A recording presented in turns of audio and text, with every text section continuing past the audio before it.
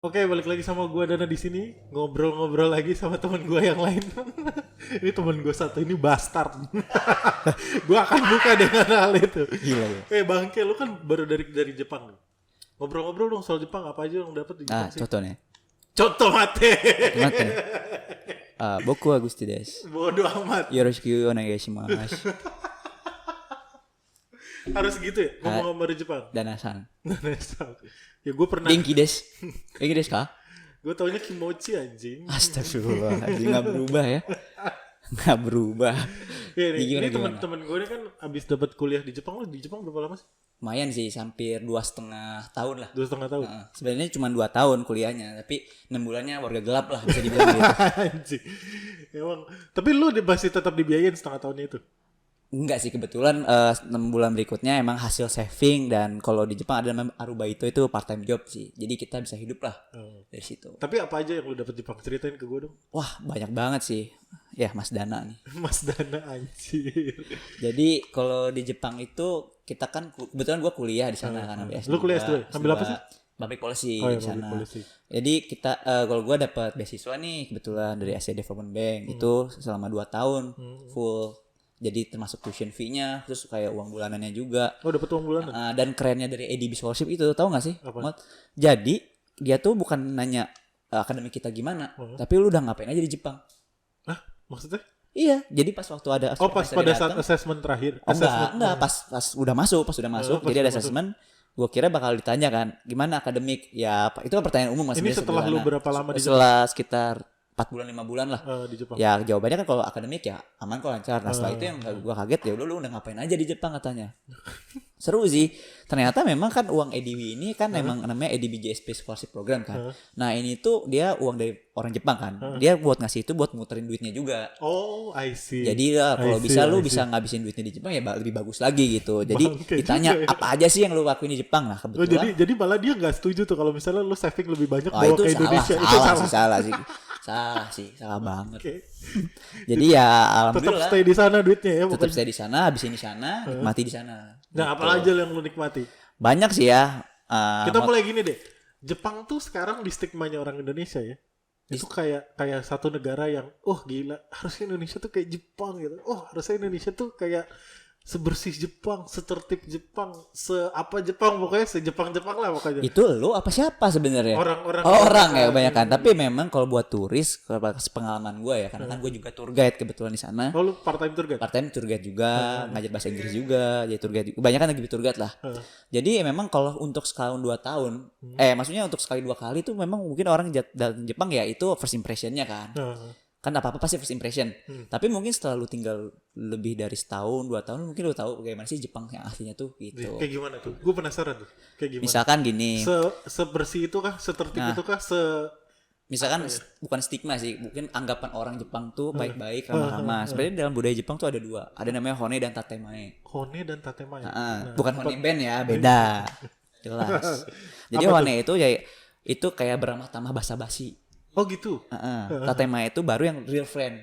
Oh gitu. Jadi dia tuh membedakan ya. Correct me if I'm wrong ya. Nanti bisa antar kebalik salah satunya itu.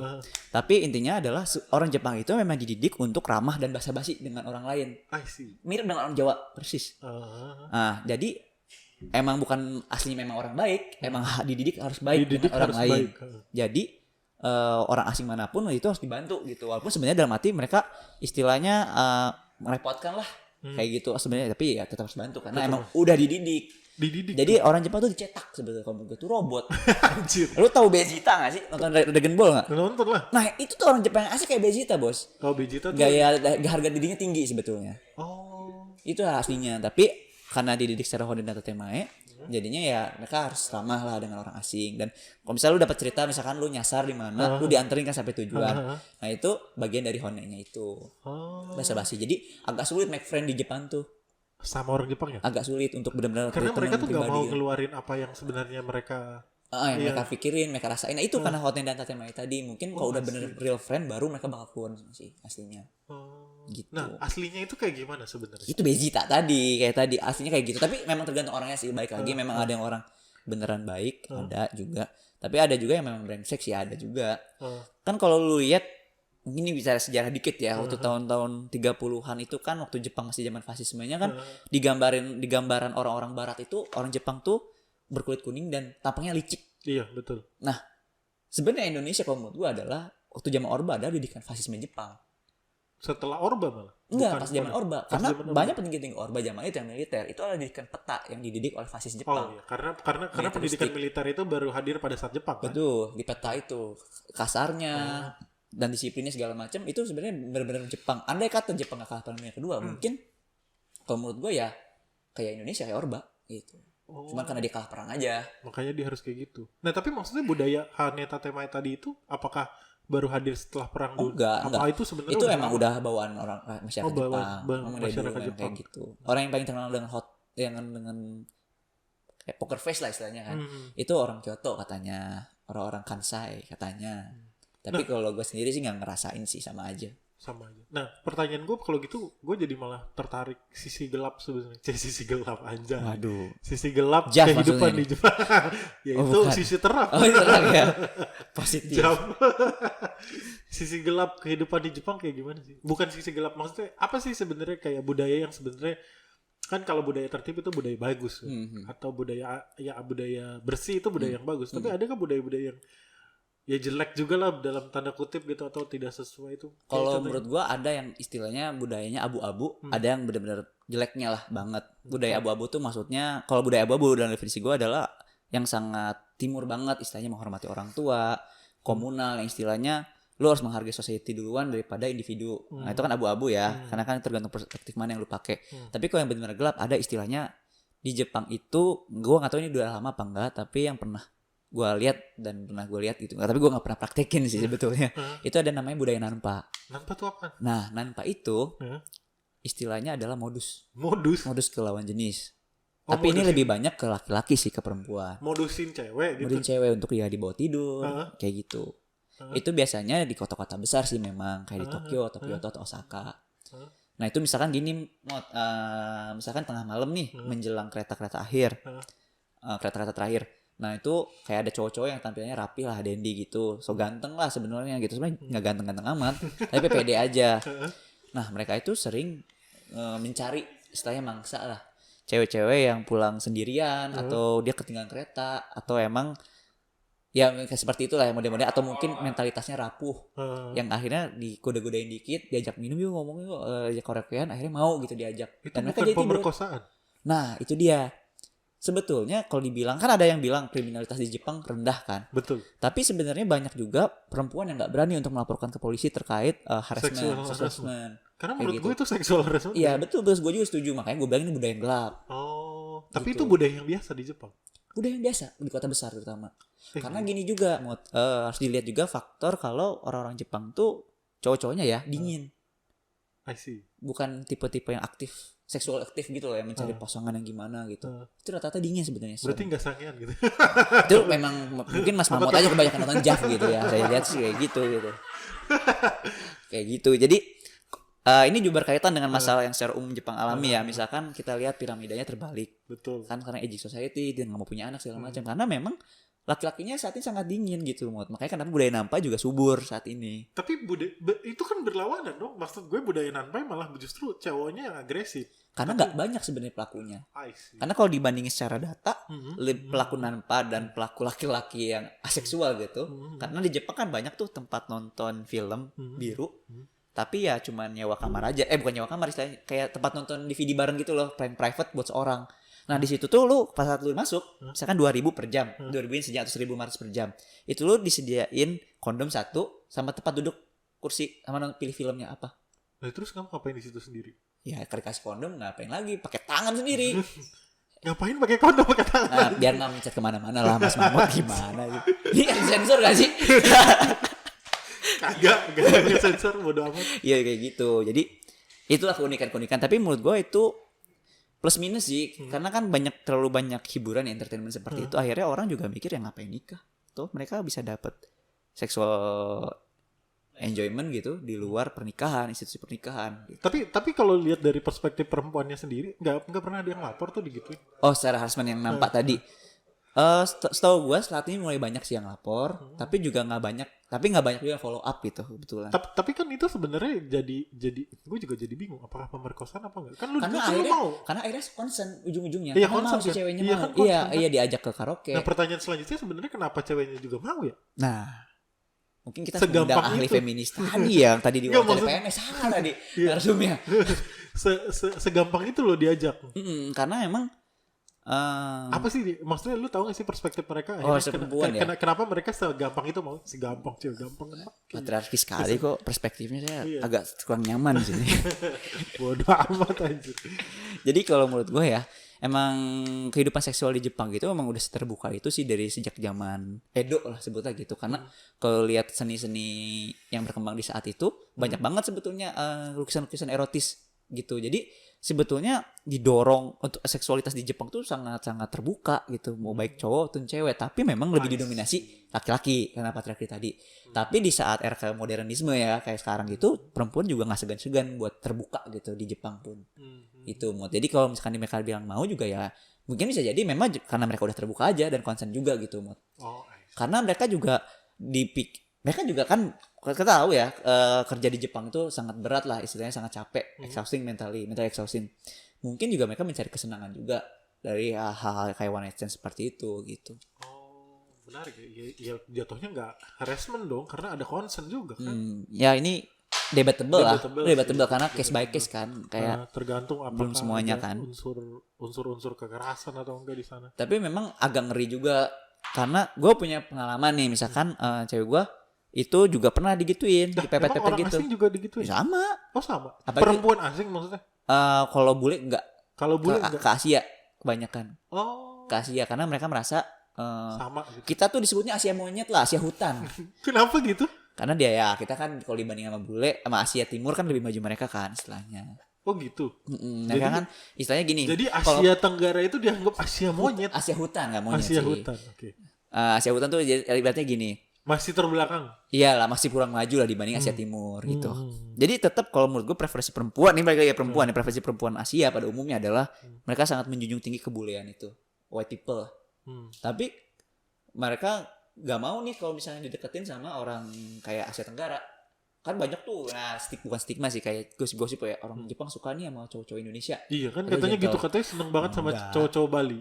Cowok-cowok Bali ya, karena memang kalau cowok-cowok Bali ya, karena kan lebih karena mereka lebih istilahnya lebih mengayomi lah dibandingin cowok Jepang, karena cowok Jepang tuh dingin. Oh, I see. Sebenarnya kalau kita disukai tuh sebenarnya gara-gara lebih sikap yang gak dingin itu. Iya, lebih gak dingin, lebih gentle lah dibilangnya. Tapi masalah akhirnya cowok-cowok Jepang juga melakukan hal yang sama ke warga negara asing lainnya atau asing. Yang tadi nampak tadi ke warga asing sebenarnya ya itu cuman karena ya mereka cuma mencoba aja. Mencoba. Tapi maksudnya kalau bule malah enggak. Bule nggak berani. Nggak berani. Tapi kalau Asia masih karena mereka ada rasa minder dengan bahasa Inggris sejujurnya.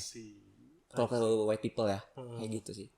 Jadi sebenarnya mending lo nggak bisa bahasa Jepang dong. Ketika jadi cewek jadi defense. Bisa jadi kayak gitu. Jadi gue pernah punya teman cerita juga. Jadi kayak temen cewek gue gitu. Cewek-cewek lah temen-temen gue gitu, orang Indonesia ataupun orang luar gitu. Mereka ke klub, dia kan biasa dideketin cowok gitu di klub. Tapi ternyata setelah mereka ngomong bahasa Inggris, gak tertarik lagi. Mundur cowok Jepang ini setelah tahu mereka gak bisa bahasa Jepang gitu. Oh, jadi mereka milih-milih juga ya? Apakah bisa bahasa Jepang apa enggak? Kalau nggak bisa bahasa Jepang. Karena baik lagi yang tadi, mau yang pride tadi di awal kayak gitu. Iya. Ada hal menarik lagi gak sih selain itu yang? Iya sih, kalau misalkan kayak mungkin ya orang-orang ngeliat kayak kita tahu lah JAV itu terbuka itu, kita bisa download di Indonesia pun gitu. Bahkan kita tahu beberapa artisnya gitu. Tapi sebetulnya prostitusi di Jepang itu dilarang. Secara hukum dilarang. Tidak boleh ada penetrasi. Di Jepang atau di beberapa kota? Di Jepang, enggak di Jepang. Emang dilarang? Di Jepang dilarang. Tapi masih ada side-side-nya. Itu selalu ada, tapi secara hukum itu ilegal. Itu ilegal. Ilegal. Dan pernah ada beberapa kali penggerebekan yang ditangkap. Jadi kalau misalkan informasi aja nih ya buat Mas Mamut kalau ke Jepang, itu ada nama daerahnya, kalau di Osaka namanya Tobita Shinchi. Kalau di Tokyo namanya di Ginza, daerah Asakusa. Bukan. Kabukicho. Kebetulan di sana ada masjid Mas Dana. Jadi bisa bilang sebenarnya ke masjid gitu. Oh, jadi selain ke masjid juga ada tempatnya. Ada. Tapi itu ilegal balik lagi. Sebenarnya kalau penetrasi ilegal, prostitusi. Penetrasi. dimasukin mod. Iya, Tapi kalau cuma sekedar pijit-pijit, I terus kayak see. di I handjob see. gitu, itu masih boleh. Enggak, ya maksud gue berarti yang dilarang itu adalah prostitusi secara penetrasi. Kalau Betul. misalnya handjob atau blowjob, Boleh. boleh. Boleh. Itu setelah hukumnya. Oh. Jadi orang Jepang itu terkenal kan yang tadi gue bilang kalau entertainment. Mereka tuh pintar menggunakan kata-kata gitu loh. Ketika ada celah hukum lewat kata-kata itu bisa dimanfaatin. Oh gitu. Yang menarik di Osaka itu di Tobita Shinchi ya. Itu bisa bahasa Indonesia loh cewek-ceweknya yang di situ kerja. Dari Jawa enggak? Apa dari Jawa Barat enggak kan? Oh enggak, lu bukan dari Subang ya. Biasanya dari Subang ya. Enggak diekspor dari sini kan. Biasanya dari Subang. Tapi emang profesional sih sejujurnya. Gue lihat gitu kan ada harganya di depannya. Misalkan ada harga. Tapi itu enggak penetrasi ya? Itu di situ iya. Oh di situ ya? Nah gue nggak ngerti kenapa di situ bisa lolos. Tobita Shinchi itu. Mungkin bisa dilihat lah nanti digubungin sendiri. Ini kan informasi pembukaan aja. Ya tapi ya menarik, maksud gue ternyata prostitusi dilarang. Apa jangan-jangan tapi kenapa prostitusi dilarang, pornografi diperbesar? Karena pornografi udah menjadi sebuah industri yang besar dan juga mendorong untuk pertumbuhan misalkan populasi. Mau kayak gitu. Malah bukan kebalik ya? Justru ketika lo banyak nonton porno jadi malas kan, buat bercinta. Karena dari budaya Jepangnya juga kan tadi dan juga di-encourage oleh pemerintahnya terkait JAV itu. Kan misalkan lihat Mas Mamut kan pernah lihat juga ya. Coba nonton Netflix yang kayak sutradara yang pembuat film biru Jepang. Itu Naked Director, betul.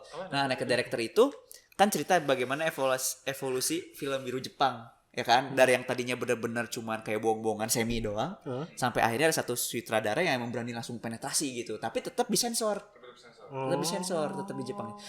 Kalau ada ketahuan itu nggak disensor, itu bisa ditangkap, ada aturan hukumnya. Iya. Itu sebenarnya menurut gua itu kan menggambarkan sebuah masyarakat atau sebuah negara yang munafik kalau menurut gue ya. Oke. Apa ya namanya ya? Munafik. Nggak munafik sih. Kayak kalau kontradiktif aja. Kontradiktif sih karena munafik tuh kayak Indonesia. Kontradiktif sih kalau menurut gue itu kontradiktif karena lah kenapa harus disensor gitu kan apa bedanya gitu. Ya balik lagi karena bahasa hukumnya. Karena bahasa hukumnya satu dan juga memang ada sesuatu kesopanan yang bisa dipertahankan. Mungkin ya. Menurut saya sih seperti itu lebih analisisnya. Menarik. Apalagi nih selain itu? Banyak sih sebetulnya. Banyak ya. Cuman memang kalau yang kita bahas hari ini memang lebih seru di situ, gue yakin. Dari tampangnya Mas Mamut hari ini juga kayak gitu sih mukanya. Iyalah. Kayak misalkan gini, pernah cerita onsen kan? Onsen campur. Nggak tahu. Nah, onsen. Jadi kan sebenarnya budaya onsen kan kita nggak boleh pakai baju kan. Onsen tuh apa sih? Onsen itu yang berendam air panas loh. Oh, berendam air panas. Berendam air panas. Itu namanya onsen, berendam air panas. Iya, onsen. Onsen kan kalau onsen itu biasanya di alam terbuka.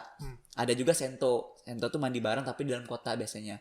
Jadi emang udah budaya di Jepang itu sebenarnya kamar mandi itu bareng-bareng dari zaman dulu. Hah? Serius? Serius, kamar mandi itu kamar mandi umum. Jadi nggak ada cewek cowok? Kalau dulu campur. Kalau zaman dulu ya, zaman Meiji lah mungkin zaman dulu. Sekarang kan udah dipisahin. Tapi tetap ada yang campur. Tapi itu di kampung kamu sama obacan sama obasan gitu. Sama nenek-nenek kakek nenek. Itu bisa kalau di kampung masih ada kayak gitu. Terus juga enggak, budaya onsen itu gimana? Nah, budaya onsen tuh sebetulnya menurut gua sangat Asia banget kalau menurut gue ya. Kenapa coba? Misalnya gini. Jadi ada filosofinya kayak gini. Saat lu mandi bareng dengan rekan kerja lu yang cowok dan lu menggosok badannya, disitulah lu bisa mengeluarkan unek-unek lu yang sebenarnya gitu. Ini cewek? Enggak, cowok mau kok cewek terus. Iya kan udah dipisah. Cowok-cowok, cewek-cewek udah nggak bisa nih. Tapi cowok-cowok tetap budaya mandi barengnya tetap ada. Tapi justru lu pernah lihat gak sih kayak scene film gitu, film Jepang? Itu dia gosok-gosok punggung bareng-bareng. Itu adalah sebuah penghargaan terhadap rekan kerja sebetulnya. Oh gitu. Betul. Karena kan mereka rekan kerja terus mandi bareng kan. Nah di situ tuh kayak saling cerita tapi gitu. Tapi mandi bareng telanjang semua. Iya telanjang semua, nggak boleh pakai apa-apa. Justru lu nggak sopan kalau lu pakai celana. Kalau pakai celana dalam tuh lu nggak sopan, lu nggak menghargai. Iya. Karena ketelanjangan adalah bukti di mana lu terbuka saat itu. Gue masih belum berani sih kalau even sama lo sama anak-anak sini. Najis. Serius, jadi gue baru sadar di situ pas gue telanjang bareng gitu ya, kayak mandi gitu sama teman gue gitu. Oh iya ya, kita nggak ada yang ditutupi lagi nih. Udah lu, sebenarnya itu sebetulnya simbol di mana lu udah nggak usah ditutupin apa apa lagi. Di sini udah nggak ada sama lu ngomong aja. Lu ngomong apapun. Ngomong apapun sama bos lu segala macem. Nah di situ kenapa orang Jepang tuh kan dikenal orang setia kawan segala macem kan. Kalau misalnya temannya mati harakiri juga kan.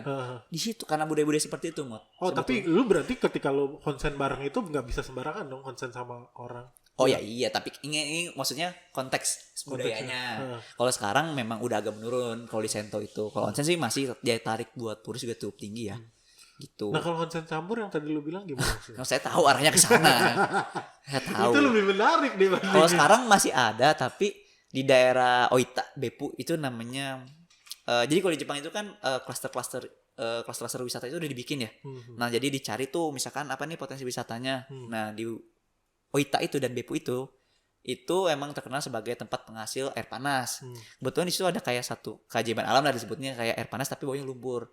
Nah karena lumpur kan kelihatan airnya nih. Betul. Dan kebetulan masih bisa campur tuh di situ. Mungkin Mas Maud bisa coba di situ. Tapi belum ada di tempat lain udah nggak ada ya. Udah nggak ada, jarang. Udah jarang. Tapi yang lucu kalau lu buka TripAdvisor di situ yang pertama komen orang Indonesia. Dia kaget ada, kok masih campur katanya. Dia kaget. Tapi balik lagi budaya onsennya harus bener-bener telanjang, cowok-cowok campur gitu. Tetap campur. Jadi ya resiko ditanggung sendiri gitu. Anda pernah kesana pasti. Saya sih penasaran sebetulnya. Sayang pas kesana nggak sempet, sayang sih. Tapi emang gue sangat suka sih dengan budaya onsen karena gue suka berendam juga satu. Dua, setelah gue baca filosofinya emang ternyata sedalam itu gitu. Oke. Gitu sih. Sedalam itu ya. Menarik nih, sebenarnya banyak banget yang bisa gue explore dari Jepang, tapi ya segini dulu aja kali ya. Udah 20 menitan. Ya? Waduh. Enggak, maksudnya gue gak mau panjang-panjang. Kita ini temanya nanti kita potong-potong. Kita potong-potong ya. Maksudnya yang lain ngomongin yang lain aja. Siap. Oke. Segitu aja dulu. Sedikit soal Jepang dari temen gue yang pernah ke Jepang. Pernah tinggal di Jepang. Sampai ketemu lagi. Dadah.